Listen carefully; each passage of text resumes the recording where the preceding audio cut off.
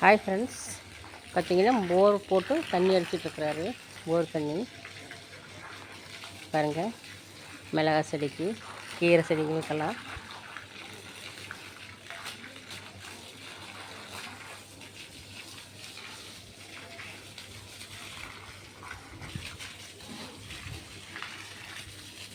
பாருங்கள். இந்த இந்த இந்த மிளகா செடி பார்த்திங்கன்னா மிளகா மேலே தான் பிடிக்கும்.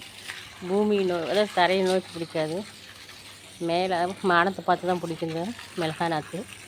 பாருங்க, எல்லாமே மேலே பார்த்து பார்த்து தான் பிடிக்குது.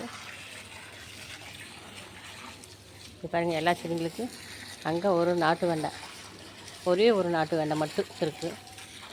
பாருங்கள் ஃப்ரெண்ட்ஸ், நான் இது போர் தண்ணி, ஆற்று தண்ணி கிடையாது. ஆற்று தண்ணி நமக்கு இந்த அளவுக்கு கிடைக்காது. போர் போட்டு வேணுங்கிற அளவுக்கு நம்ம தண்ணி விட்டுக்கலாம். பாருங்க, அப்படியே வந்து கல்லீர் தண்ணி ஊற்றணும். நான் கல்லீர் தண்ணி ஒரு பக்கெட் தண்ணி தான் ஊற்றணும், அது பத்தாது நமக்கு வெத்தலை செடிக்கு.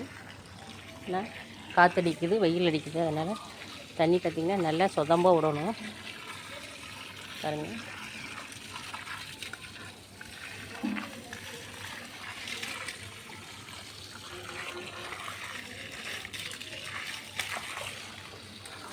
Okay friends. பாருங்கள், தண்ணி நல்லா சொதம்ப விட்டுக்கிட்டு இருக்கிறாரு. போர் தண்ணி பாருங்கள், இது வந்து போர் தண்ணி, அது ஆற்று தண்ணி. இது போர் போட்டிருக்கிற இடம் பரிசலாக போட்டு மூடி இருக்குது. அதுக்குள்ளே மோட்டர் இருக்குது, நிலத்தடி மோட்டர் இருக்குது. இதில் பாருங்கள், போர் போட்டு தான் விட்டுக்கிட்டு இருக்கிறாரு. ஓகே ஃப்ரெண்ட்ஸ், பாருங்கள், எங்கள் குட்டி பையன் வந்து நல்லா செக்குக்களி, அம்மிக்களி எல்லாத்தையும் கீழே தள்ளி போட்டுவிட்டான்.